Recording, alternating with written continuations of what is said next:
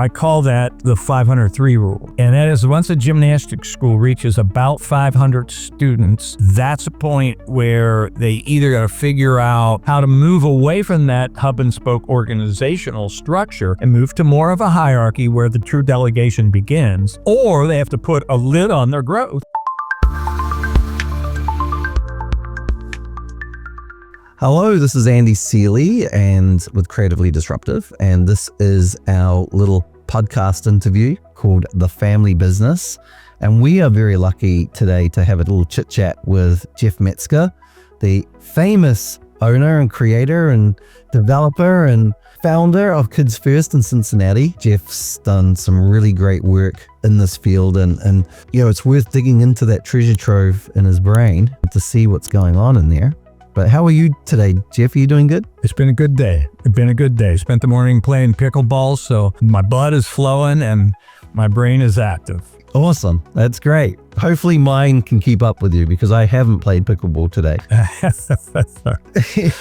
I don't think you'll have any problem with that, Andy. I have full confidence in that. Thank you. So, hey, let's talk a little bit about, you know, the founding and the evolution of what you have done with Kids First, and you know, take us back to, you know, your early days of how Kids First began. And did you ever imagine that it would be what it is today? I'll start with the last part of that. Absolutely not. I'll expound on that a little bit too. It started by accident. I was from Cincinnati, Ohio, born and bred, which is where Kids First is. And I was lucky enough to go to a school that had a gymnastics team, an elementary school. It's called a stunt team. Then I was lucky enough to go to a junior high and a high school in Cincinnati that had gymnastics teams. Not all did, and very few do now. I was an athlete in all sports. As a matter of fact, I never really got into the academic world. I felt that school existed to support my sports habit. Yeah. But gymnastics was my favorite sport of them all. And it was all seasonal then. There was no year-round training as you see now in most youth sports. Actually, I got a small scholarship to the University of Cincinnati in gymnastics and competed well in Ohio, but not at the national. Never call me an elite gymnast. But as when I was a junior at university, I played a scrub game of baseball, broke my leg. It was a bad leg break. It was going to put me in a long leg cast for, close to a year. While I was in that cast, the Coach Lee Brock came to me and said, hey, listen, somebody from Northern Kentucky dance school has been calling and they want somebody to teach tumbling to their dance students. So I took that call and took that job. I didn't like the job. I had never been around young kids. I didn't have, younger brothers and sisters, nieces and nephews running around. I hadn't babysat, nor had I ever taught gymnastics. And it was pretty much a crash and burn approach to my gymnastics. So I didn't really understand my students, and I didn't have any curriculum, which is a bad place for a teacher to be, which is where I was. And so I was a fish out of water. I was uncomfortable. But for some reason, and I don't know why, but I stuck with it long enough to catch myself quite surprised one day, looking forward to getting to work. That was really a light bulb moment because I had never consciously thought, boy, I'm beginning to enjoy this. I hung on to the thought that I'm not liking this, and then one day this light bulb went on when I was on the way to work and thought, I really like this. But I never looked back. So I got into the teaching with the dance school, took some part-time jobs teaching tumbling at local YMCAs and here and there. I guess I probably think I had about 3 part-time jobs teaching tumbling or gymnastics to kids. I did the very logical thing, and so I dropped out of engineering so I could make that a full-time endeavor. So I dropped out of engineering for 3 part-time jobs teaching gymnastics, minor part-time jobs too. As a few months went on, and it was months, I thought, I'm going to start my own show. I want to start my own club. And I'd never been inside a gymnastics school. I'd read the Modern Gymnast magazine. I knew all the names of the gymnastics schools that were around and maybe a little bit about them. But bottom line was I started my own gymnastics school. Had never been inside of a gymnastics school until I turned the key to this empty warehouse, and I'm supposed to deck this thing out as a gymnastics school, and I'd never even seen one. So you didn't even do a lot of gymnastics as a kid or anything, right? No, very rudimentary. Right. Very rudimentary gymnastics. So it was more about just the love of sports and training kids. And kids. I was a very shy child, and my parents weren't worldly. I never traveled, never on an airplane until I went to my first national gymnastics meet, as a matter of fact. So I didn't have a lot of exposure to, outside of my home, my neighborhood, and the school. Gymnastics, when I found gymnastics at elementary school, it gave me, we've heard this story so time and time again, it gave me a confidence that I didn't have previously to that.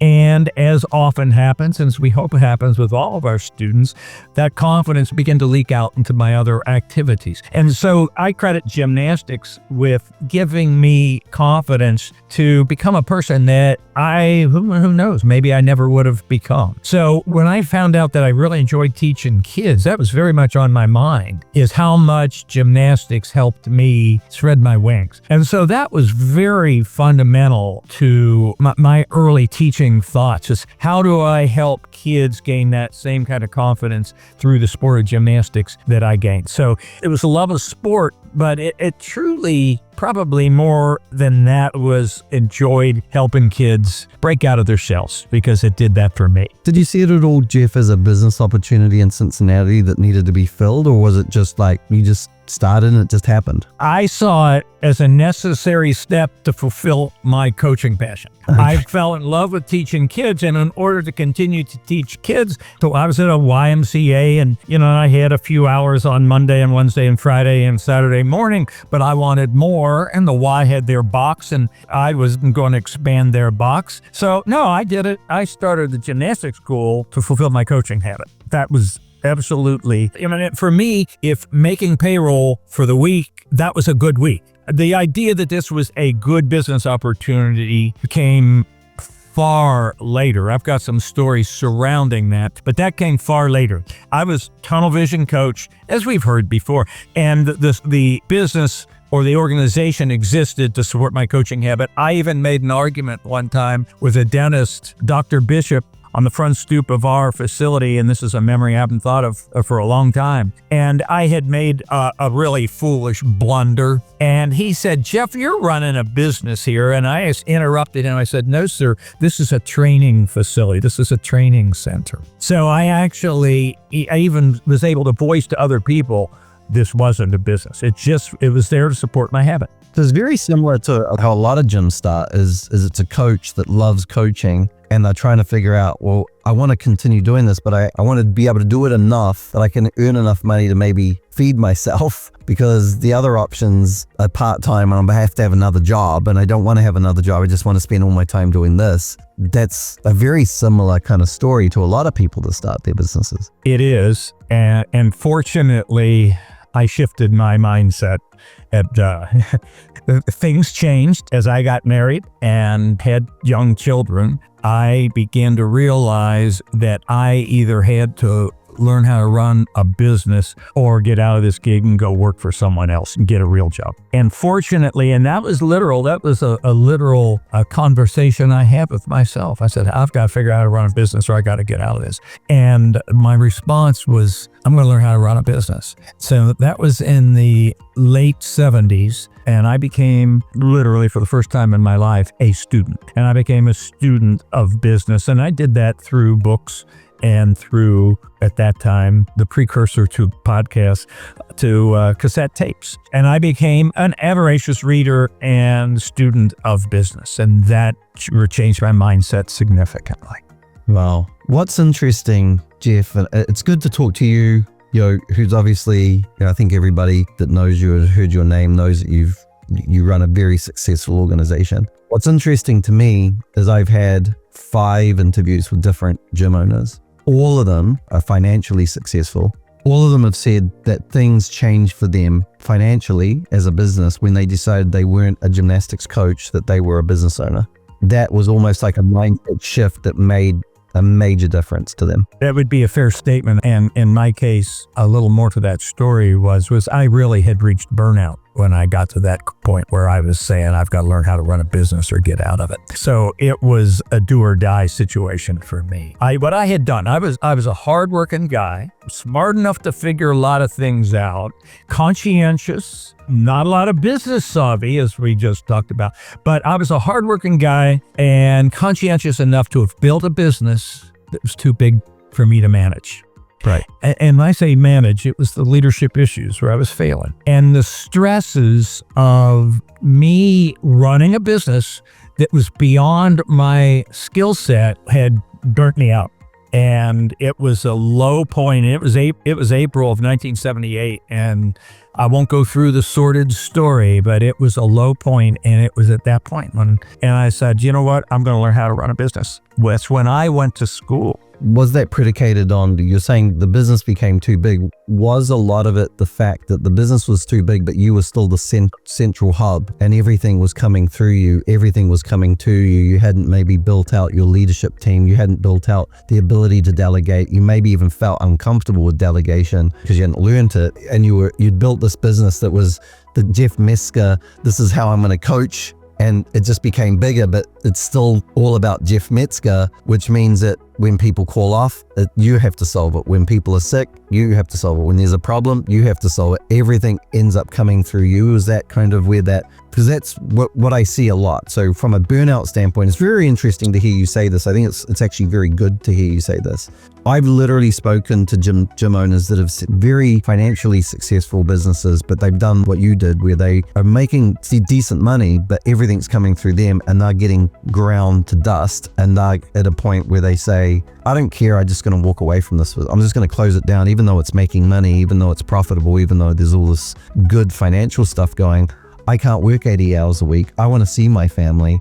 I don't know what I'm doing. Every decision I make, I question. Does that sound familiar? You said, did that kind of sound familiar? And the answer is, it's sounded exactly familiar. And when you start talking about the hub and the spokes, that was exactly where I was. And the stresses of managing all of those problems, answering all those questions, determining all the directions was too great, too much for this human being to manage. And I knew I had to do it human different. It is. And some of us have a larger threshold to that than others, but there are limits to what any human being can. I mean, we all have our 24 hours in the day. We have limited emotional energy. We have limited physical energy, and we will reach a limit. Matter of fact, I have a name for that limit when you talk about the hub and spoke. And I call that, in the gymnastics industry, the 503 rule. And that is, once a gymnastics school reaches about 500 students with about 3 programs, all of which every new student brings a complexity. Every program brings a complexity. And once a gymnastics school reaches 500 students, 3 programs, that's a point where they either got to figure out how to begin to move away from the hub and spoke organizational structure, which is what you were alluding to there, how to move away from that hub and spoke organizational structure and move to more of a hierarchy where the true delegation begins, or they have to put a lid on their growth and accept the fact that that's their management and leadership capabilities to have a club of 500 or somewhere in that neighborhood. But to try to go beyond that, what happens is can you go beyond 500 students with a hub and spoke strategy? And the answer is yes, you can, but you slowly go insane doing it because there are human limits that we all have.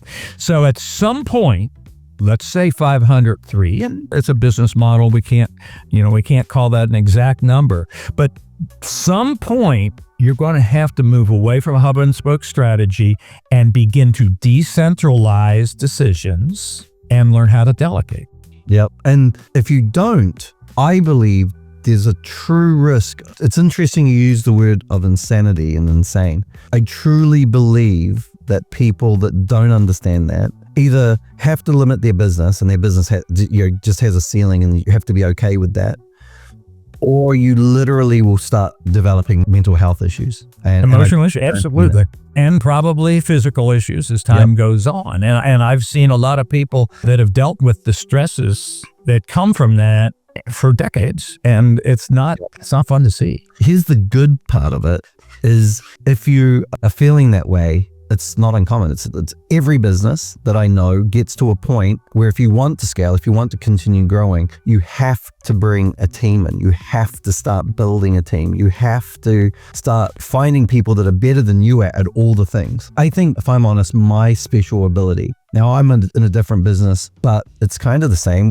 We're selling a service. We're selling our people's time, helping other people, which is kind of like gymnastics coaching, right? We got to a point for ourselves where I decided my job is to talent search, talent scout. My job is to find good people. My job is to bring good people in. I want them to be better than I am at stuff. And I at first had to let go of, and this is coming to a question for you, I had to first let go of the gymnastics perfectionism, right? Which is something my wife struggles with sometimes, where everything's got to be perfect before she even wants to do it sometimes. But let go of that perfectionism. Be okay with something being done at 80% of what you feel you could get it done at, as long as it's off your plate and it's getting done.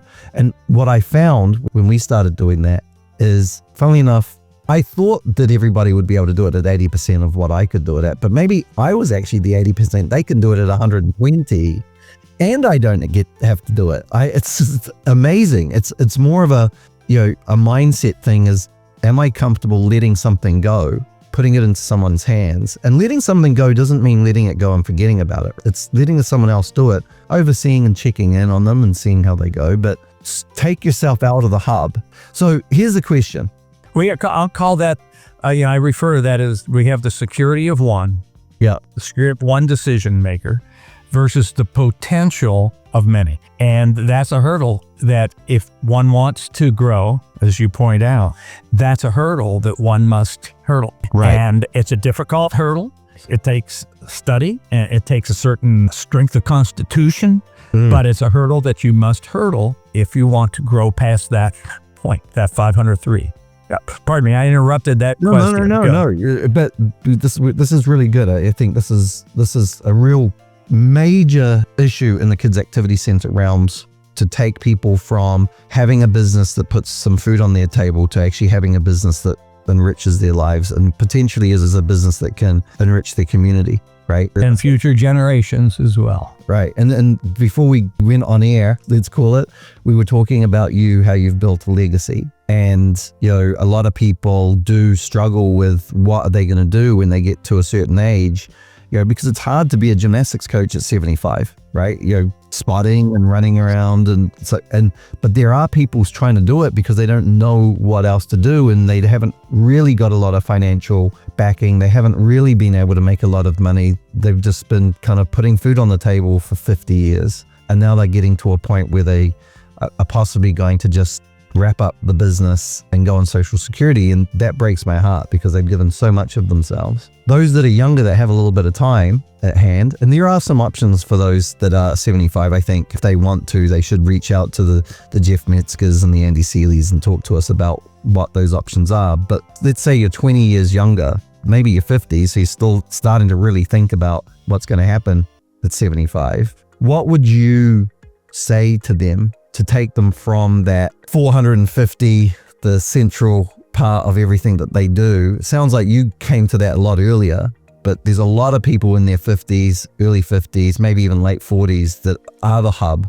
They're very uncomfortable with making a shift. What would you say would be a big thing for them to think about, to give them some impetus to make that shift? Some of this is somewhat age dependent. If they're in their 30s, it's going to be a lot easier to, and you use the terminology and it can be even buzzed, but I will use it here. But learning how to let go. Now, when we talk about letting go, that's delegation. And Right. When we talk about delegation, there's a whole lot behind that subject of delegation. But Correct. First, it's an emotional letting go. And that's going to be more difficult for those people that have not let go for decades, as opposed to those people that are younger and just simply haven't really been exposed. I have to let go. That's an interesting idea. I think I need to work on that. There is, in my experience, an age dependency on that, but there's an age urgency on that too. Those that are in their 50s don't have as much time. If they want to build their business to have a breadth, to have a wider revenue base and a bigger profit base, so that it does offer them enough dollars in their 50s and then 60s to accumulate dollars and accumulate assets that they can invest other places, so that when they do get to their retirement age, whatever that might be, they have assets that can help support them during their non-working years. So for that 50-year-old, they're going to need to expose themselves to these kinds of conversations, to people like you, to people like me, and they need to find a mentor who can help move them off of their mark, so that they can begin to emotionally begin to let go of all of those decisions that they held for themselves, because they're comfortable making those decisions and they're uncomfortable letting that go to other people. So it's find a mentor. Don't be alone. I get frustrated with this with the gymnastics industry. Business in itself, successful businesses in my mind, is a team sport. It's not an individual sport. And if you look at any sport out there, you even look at Usain Bolt, right? Back in the day, as a retired athlete at this point, but Usain Bolt at his height, you could look at him and go, he's an individual athlete. No, he probably had 30 guys or 30 people helping him get to where he was. Trainers, medical staff, coaches, managers, everybody, right? Psychologists, like supporting him to run a sub 10 minute, 100-meter dash, right? And yep. I truly believe the only way that people can be successful in business is to treat it like a team sport. You need specialists in certain areas to make up the whole. And you're the head coach. You're not even sometimes on the field, but you're making the decision with who is on the field. You're making the decision who's running the ship. And I always come back to an analogy, and it probably, those who have listened to some of these other podcasts have done it, they've probably heard this before, but I'd love to hear what you feel about this. If you don't do that, one of the most important jobs or roles is not being done, and that is that of the CEO, that of the leader of the ship, right? The captain of an old ship in the 1700s wasn't out scrubbing the decks, pulling up the sails, painting the boat, even on the tiller. He was in the captain's room charting where they wanted to go. And if you're not doing that, if you're running around scrubbing the decks, you're not charting where you want to take the boat. And if the boat doesn't have a place to go, it's just gonna go around in circles, and it might even hit rocks. The importance of building a team and treating it like a team sport from a management standpoint, an employee standpoint, but definitely building out a management team is so critical for any business to actually even head in a direction that you might want it to go. There's so many business owners, especially in gymnastics, that go, I would love to have 1,000 kids. We actually had a conversation today with my team about a client of ours that has 200 kids and they want to get to 1,000 kids. And I said to them, it's important for us to talk to our client and say that just us getting them parents reaching out to them to sign up, that's just 10% of this equation. There's going to be hiring staff, there's going to be capacity, there's going to be training of systems, there's going to be a whole bunch of changes that their business is going to go through to get to 5 times the amount of kids that they currently have today. Are they prepared to do that, was the question. My team's answer was, well, let's talk to them. We'll see if they understand that it's more than just getting parents reaching out. So anyway, that's my diatribe there. Throwing it back to you, I've followed you for a long time. I'm pretty familiar with your website. I've crawled all over it for a while. Kids First has grown into more than just a gym. It has a whole village of programs, so to speak. What's your thoughts behind what we're talking about there as being how important it is to be a CEO? And probably another follow-up question to that is, how hard was it for you to let go of that coaching part to really fully sit in the captain's chair? Loads of questions I've thrown at you. I don't know. We'll focus there at the end. That's a question I get asked often. And the answer, how hard was it? It was very difficult up to the point where I had hit bottom and had hit burnout and realized that I had to change. I really had got to a have-to situation because I was constitutionally, emotionally, I wasn't able to handle the stresses of running the size of business that I had created with the hub and spoke organizational strategy. So I was in a have-to situation. That changes how hard it is to let go of coaching. Now, the letting go of coaching was not hard. it was getting to the point where I knew I needed to do that. That was the difficult thing for me. It took me longer than one would have recommended for someone else because and it was hitting the bottom.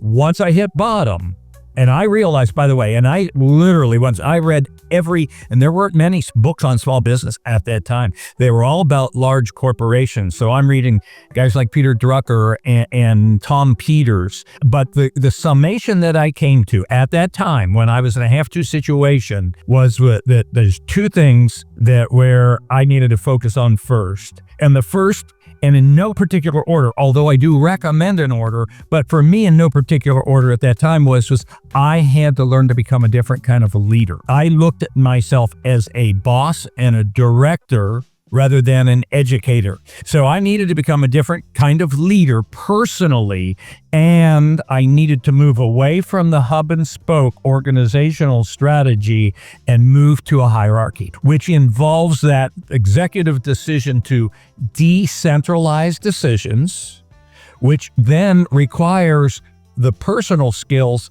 of being able to delegate. So I realized I had to begin to decentralize decisions because I couldn't handle all the decisions that were coming my way. Right. I had to learn to decentralize decisions, which required me to learn how to delegate, which then gets wrapped up into leadership. So that's where it was for me. It was learning how to be a better leader, learning how to delegate, and to decentralize. Decentralization is an executive decision to move decisions away from the hub. Okay, to push them away. That's an executive decision. Delegation, on the other hand, is a personal skill we must learn that allows decentralization to be successful. Because we can decentralize decisions and then your decision makers make poor decisions and we drive the business into the ground. So there's my whole thought process there. I'd learn how to become a different kind of leader, more of what we call a mentor style leader. And that was very conscious. And then to decentralize, in other words, change from hub and spoke to hierarchy and learn to delegate. So there's the three focuses for me. So that all started with the question, was it hard to move away from coaching? No. It was hard to get to the point where I knew I had to move away from coaching. That was what was hard.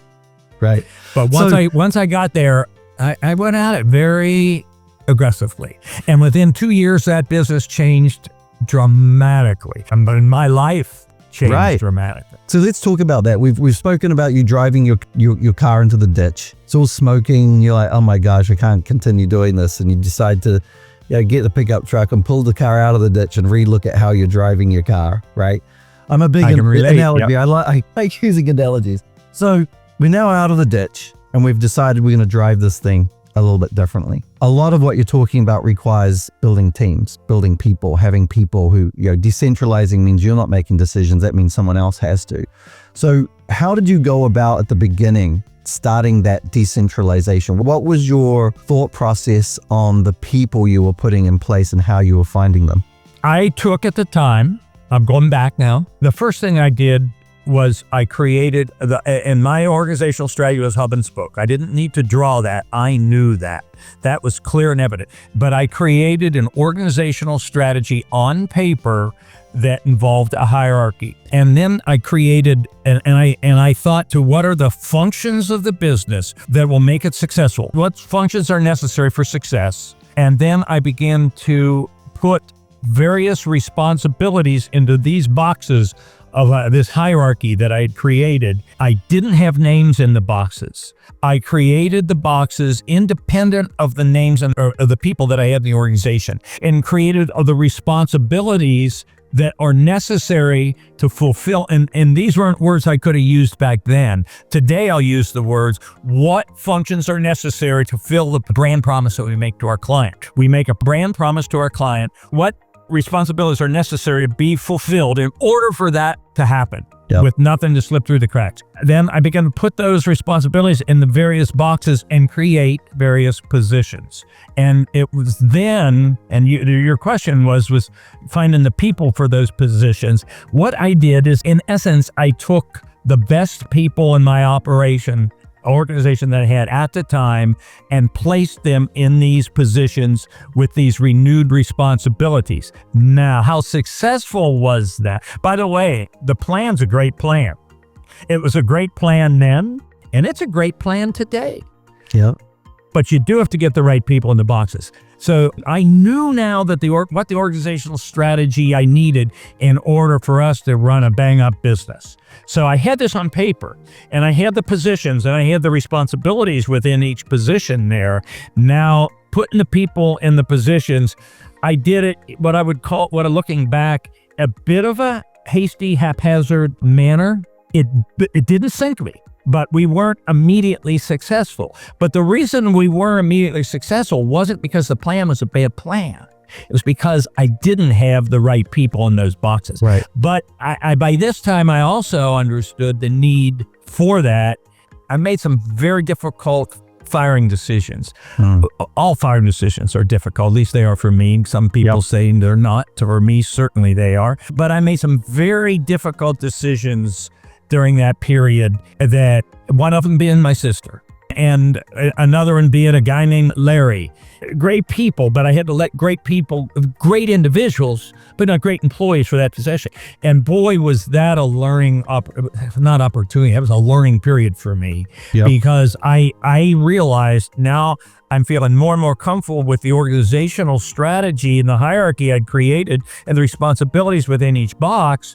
But I knew that my mistake had been not so much in the plan, but in having the wrong people. So I had to make those tough decisions, and that was a great learning experience for me. I did realize, even at the time, but I even know it more so now, that's not the last time you have to do that, because we're not going to make perfect hiring decisions. But if we get the wrong people in the wrong box, we have to take whatever steps are necessary to make those changes there. Right. So that's the way I looked at that. I thought of that. It started with organizational strategy, but it also required me and my leadership skills and my delegation skills to get that right.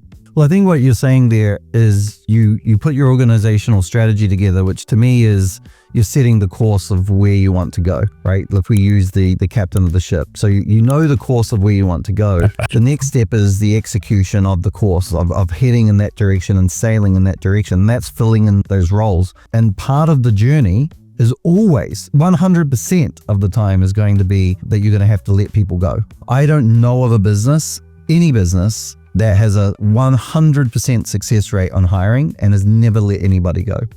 For many, many reasons. Sometimes it's got nothing to do with even a bad hire, and oftentimes it is. It's a bad hire because you're like, oh, I'm going to hire this person, and it was a bad one. And you look back and go, I should never have done that. But sometimes things happen in people's lives which changes the situation for your employee, which makes the position not good for them even. And you don't sit there in that moment allowing that to continue going, letting the business suffer. You got to know when to pull the trigger and move on, and leaving somebody. I once worked, one of my jobs that I hated was as a telemarketing manager. I wasn't a telemarketer. I was a manager of a team of telemarketers. My job was basically hiring and firing people all the time. And you're right, it's hard to do. It's sad to do. I once had a lady who I was firing, and she broke down in tears and she started crying. And I was kind of sad because I knew it was important to her. And I said, look, this is not anything about you. This job is not the right fit for you. You would make more money and be happier doing many other roles and there'll be many businesses that would love to have you. This role is just not suited for you. And I made a mistake in putting you in it. I'm letting you free to go and find that other job. Otherwise you're going to sit in this job and be unhappy and underperform. And I think as business owners, we need to understand that too. Don't have somebody struggling in a role. Most people want to be successful. Many people find it hard to make change. And as leaders, we need to look at these positions, and sometimes the best move we can is to move someone out. And one of the things that I love about your philosophy, Jeff, and I've read it on your website, is sometimes it's better to be understaffed than overstaffed with the wrong people. We have 7 hiring mantras. You perhaps have heard me mention our 7 hiring mantras. That is hiring mantra number 2. Yeah. We shall go short-staffed before we go poorly staffed. And I will mention that these 7 mantras, 5 of these mantras, 5 of the 7, have names and faces behind them. It was mistakes that we made and we said, wait a second, where was the mistake? And what rule or principle or discipline do we need to establish so that we don't do that again, to save us from ourselves next time, to remind us that to repeat that mistake would be painful. So yes, we shall go short-staffed before we go poorly staffed. And I have a face in my mind's eye as to 5 of the 7 hiring mantras. And the last one, by the way, is you brought that up. The last one, it's not a hiring mantra, it's a firing mantra. When you realize that you've made a hiring mistake, act swiftly and remember. Okay, now here's your dose of courage.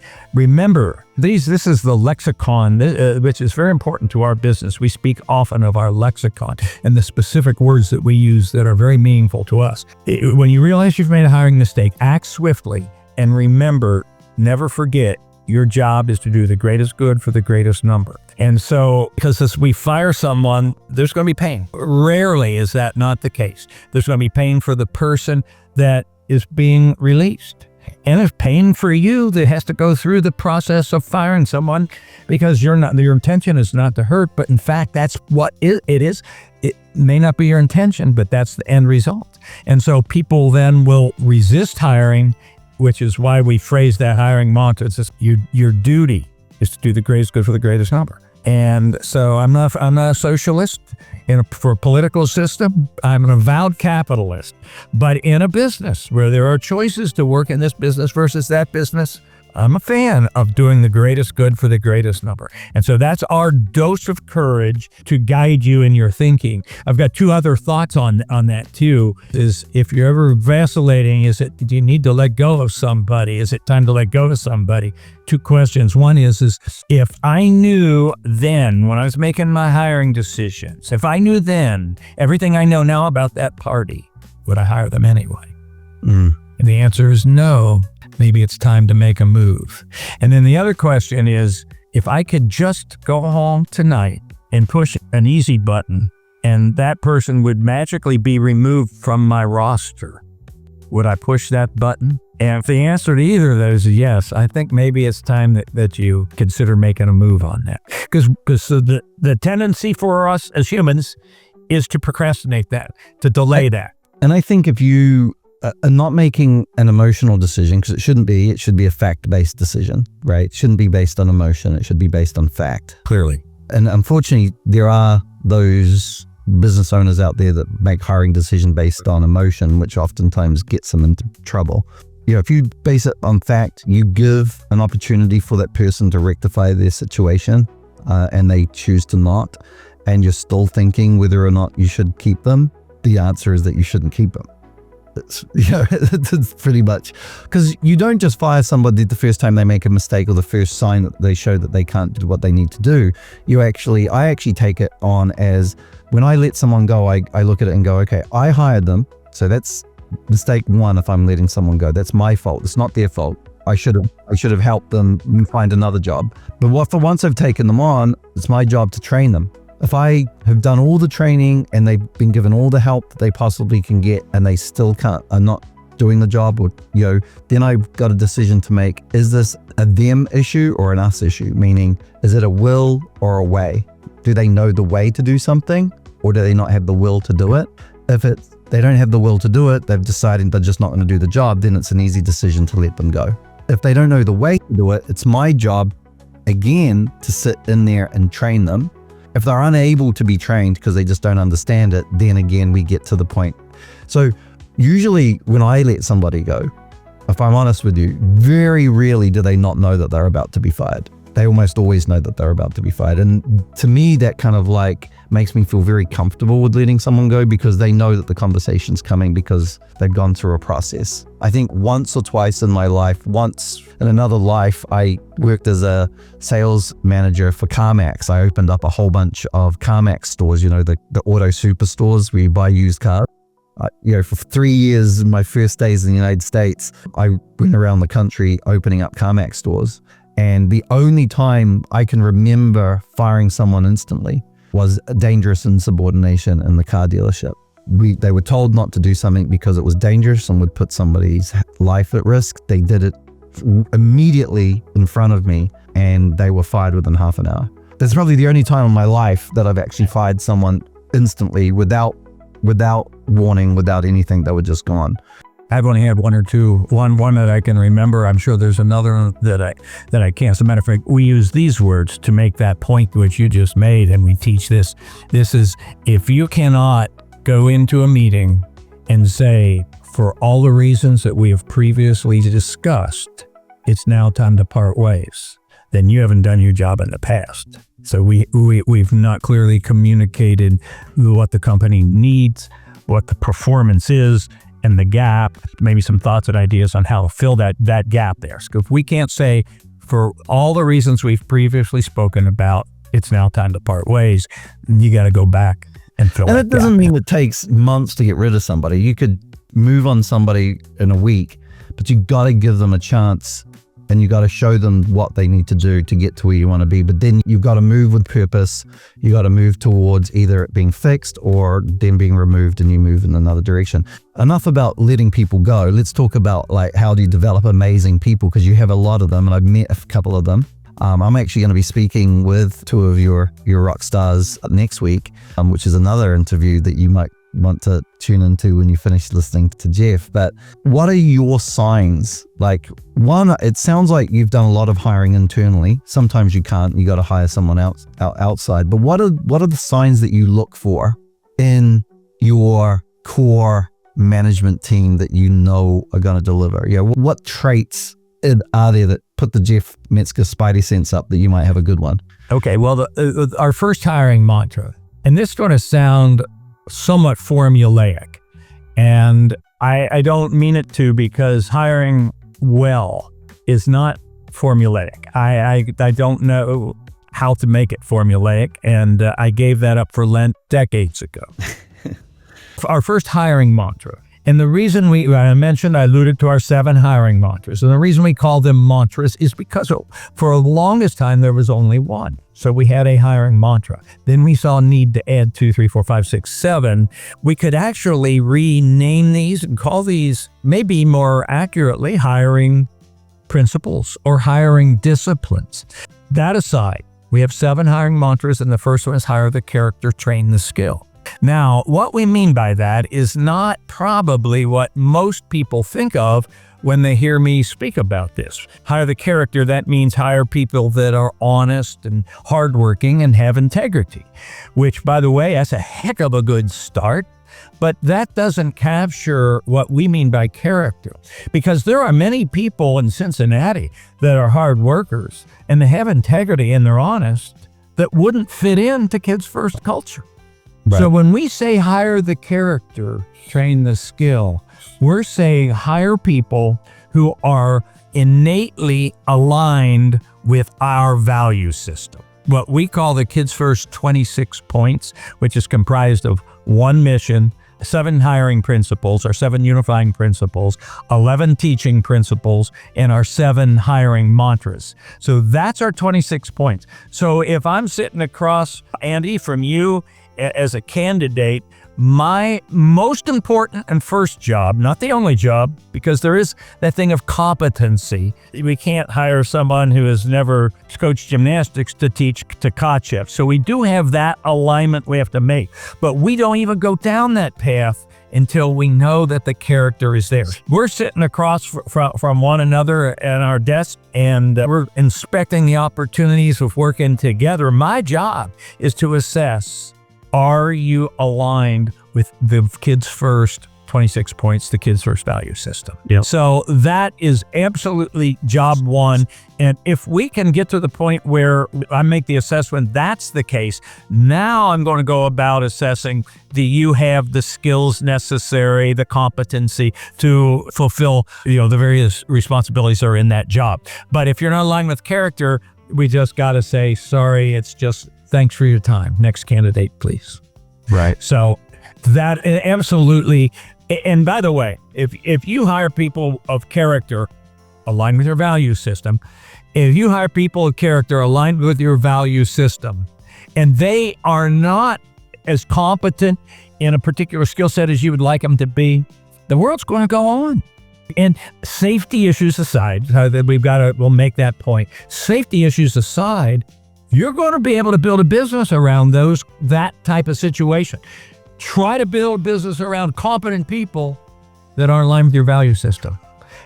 Good luck. I would suggest if you did the opposite, that has a history throughout business of wrecks and crashes and failed businesses if you hire people purely on their skill and don't care about their character. Imagine you hire people purely on skill with a lack of character or a lack of alignment with the business. That is littered with disaster. And I don't know if there's too many businesses that have had terrible disaster when they've hired based on character. I always say character, personality, and morals is what I look for. I can train everything else. I can't train you to have good character. I can't train you to have good morals. I can't train you to have a good alignment with what I believe in. And it doesn't necessarily mean you're a bad person if you don't align with you're just not for us. Yes. And 100% agreement. All the skills can be trained. Especially in business. As a manager, all of those skills can be trained if you've got those raw character personality traits. I've got my director of client services. She came in as a part-time person helping us with a little online thing that we had, and she was a school teacher in a little tiny town. We hired her during COVID because she was laid off during COVID. I still can't believe that there was teachers laid off during COVID, but there were teachers laid off during COVID. And she came and worked with us, and now all she had was character, hard work, a personality, which was hard work, and she cared to the point where I had to ask her to care a little bit less because you cared way too much. And now she's the fourth in charge of the company. After me and my partner Russell and our general manager, she would be the one who'd make all the decisions, and that's in a 4-year period. And she's learned everything from being on the job, and just because of her character has just forced her up through the ranks because she's just totally in alignment with everything that we want to do. I totally agree with you. I couldn't agree more with you. Anyway, I do have at least one other question before we stop chatting. We've got through basically, I think, is your magic sauce, if I'm honest with you. I think we could talk about all the tactical insides and outsides of why Kids First does a good job, but I think the magic sauce is a little bit of what we just spoke about there. And we're going to get into it a little bit deeper with Jennifer and Casey and the other one, but I think you've exposed yourself as to where your successes come from, and that is from realizing that you're not the star of the show.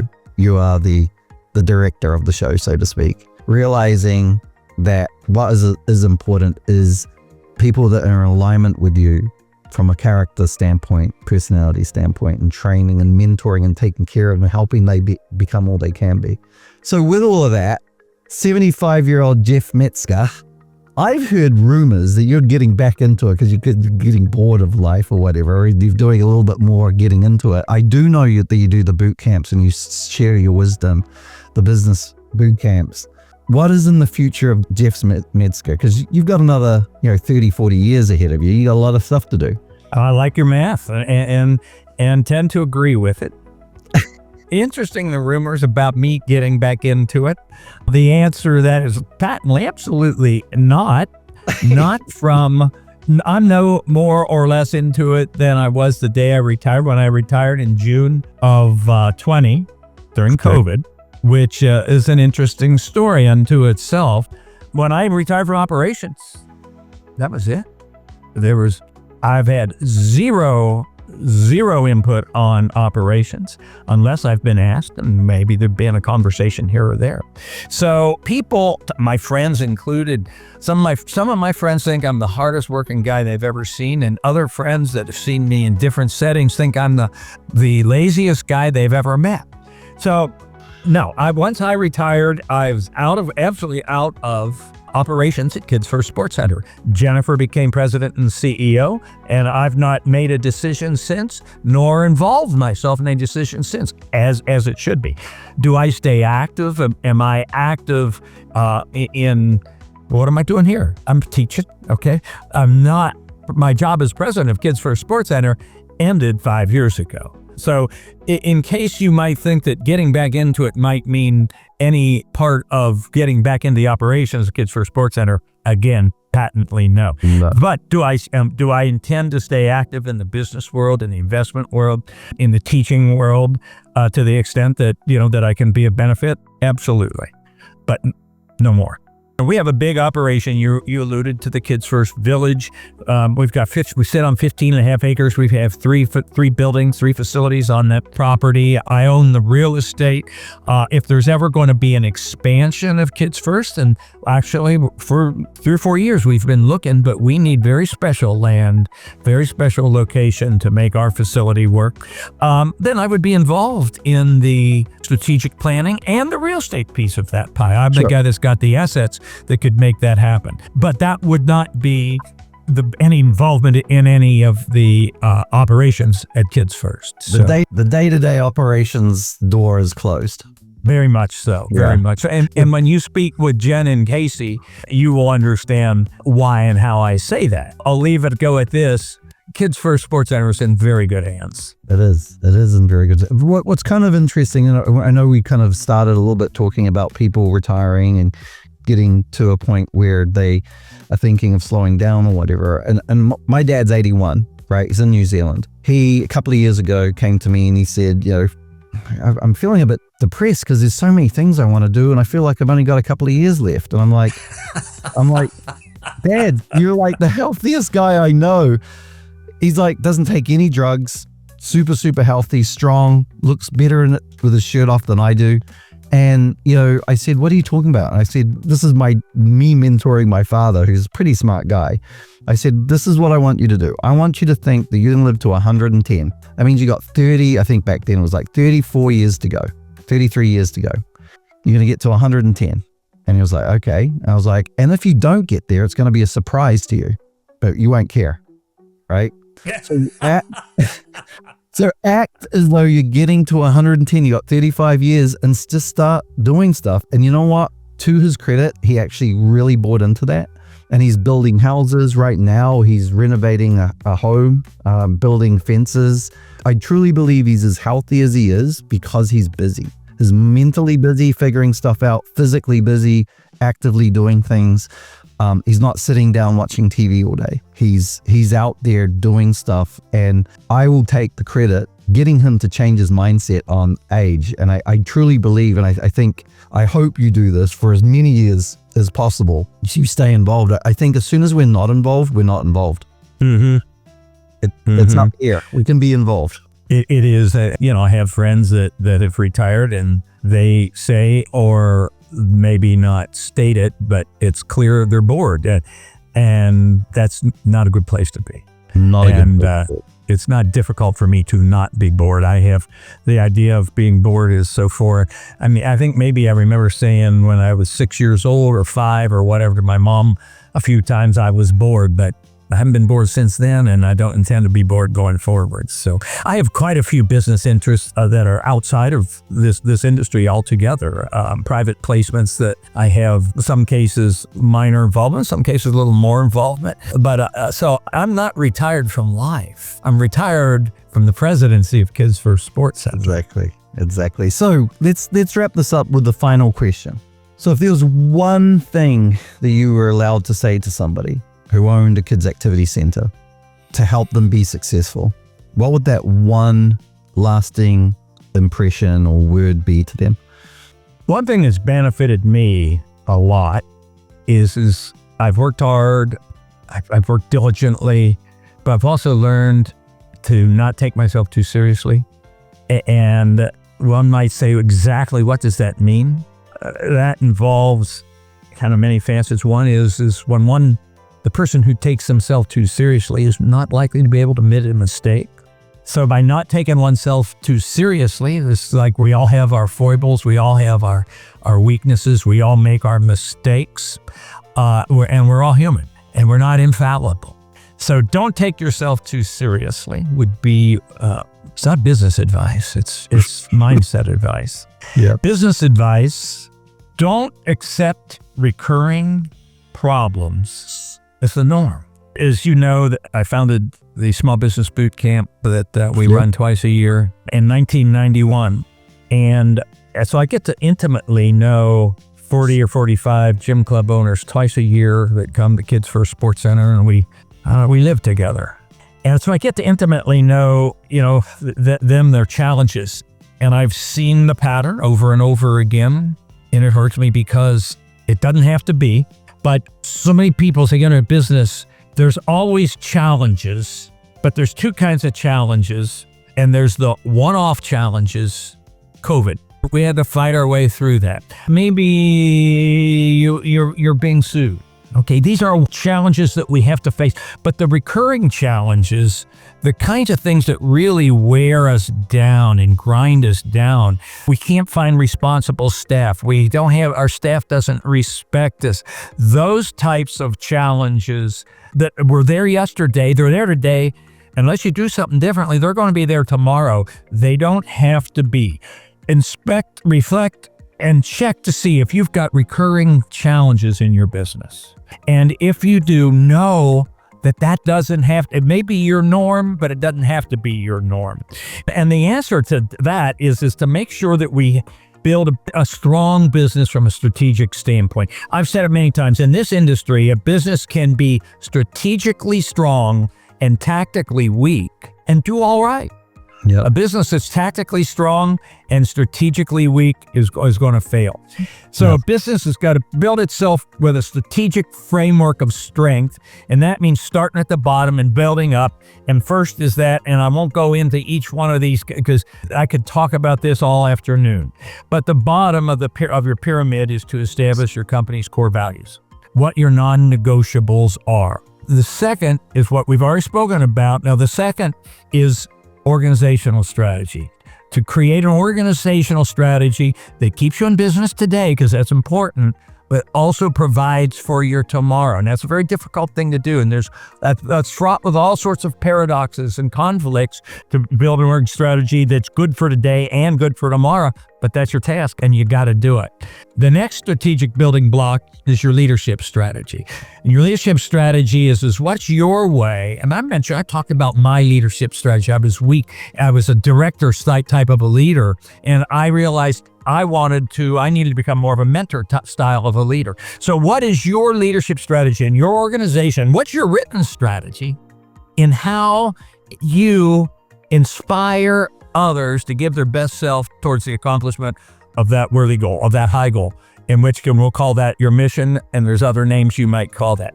But that's your leadership strategy. How do you inspire others to give their best self to the accomplishment of the goal?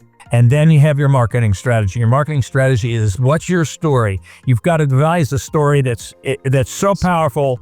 Then when the public hears it, the public sees your operation as the one and only that can ever possibly solve their problems. Yep. So you get that strategic framework done.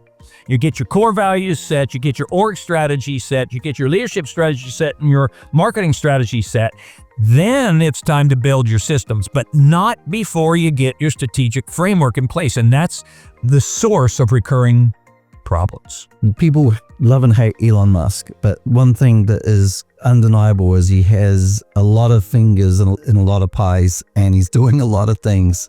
And apparently one of his main management strategies is he wants to solve one major problem in each of his businesses each week. That is his focus. He's making sure that there is one less problem in each of his businesses every week is solved. That's 52 problems in each of his businesses solved every year. That little bit of advice could be genius advice right there. When I started in people often ask me, say, boy, you've got probably the largest privately held kids operation in the country. We're 15 and a half acres. We've got 183,000 square feet. We'll do $15 million from that one location. We have another location.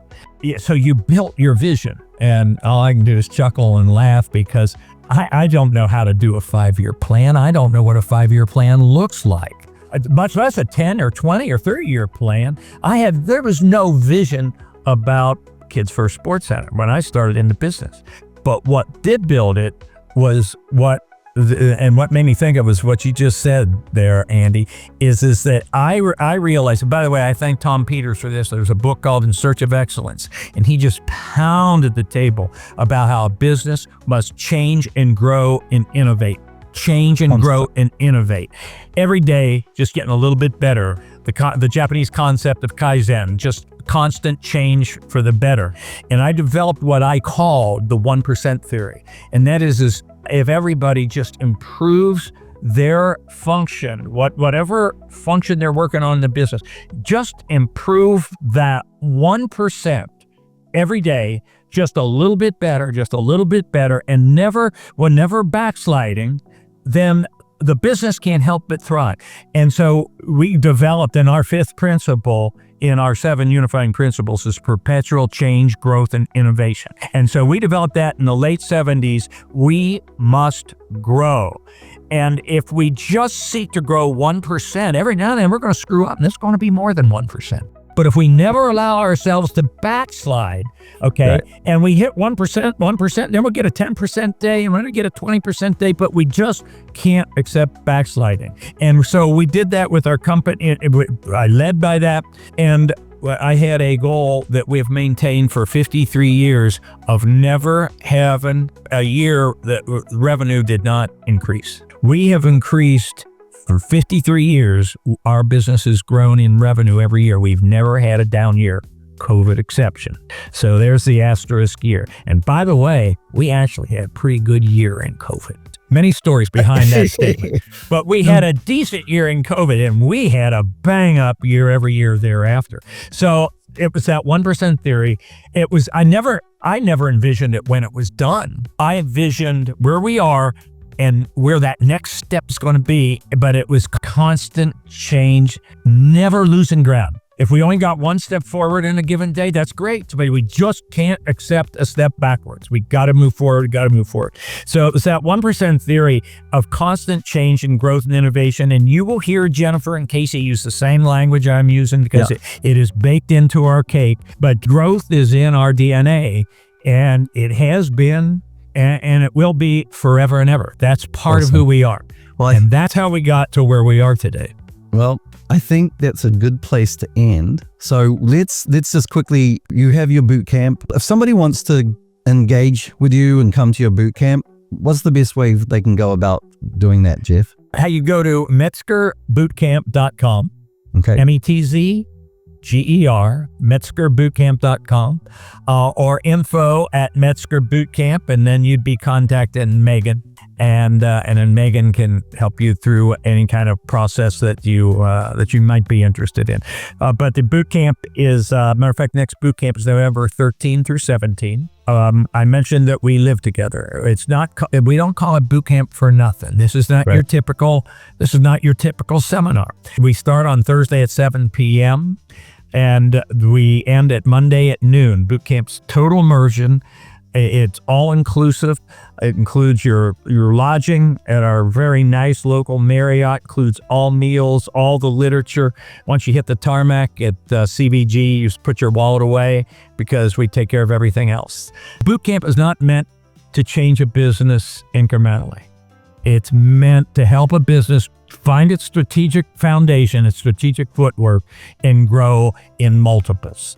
Percentage points don't matter here, and I advocate, you got to manage your business by the percentages, right? Not by the dollars, but by the percentages. I advocate that all the time and still do. On the other hand, when we're talking about growth, we're looking at multiples of growth. We're talking about 2 times, 3 times growth. So that's the purpose of boot camp. Find your strategic framework. I highly recommend everybody looking into Jeff's camp. I know for a fact that our clients that have more of a business mindset, it's just easier for us to help them grow with the services and the options that we have. And there's not a lot of really good stuff out there that you can jump into that is specific to this industry. And who better to talk to than someone who's actually gone through the ringer, gone up through the ups and through the downs, understands what you're doing, and actually has come out the other side with what I think we could modestly say is an element of success. So with that, Jeff, hey, I've really enjoyed talking to you. We're going to have to talk again. For those of you that really enjoyed this conversation, please look for the video with Jeff's CEO and leader, Jennifer, and Casey. We'll be chatting with them a lot more about the HR and the building of the teams and the putting together of the business that's running day to day. It's allowing Jeff to spread his wings and have fun in the business world. But hey, Jeff, thank you very much. I've loved talking to you. I always love talking to you, and I hope we can do this again sometime. Andy, I'd love to. I got to say, it was fun. It was a great conversation. I enjoyed talking to you, and I wish all the best to your listeners too. Thank you. Take care.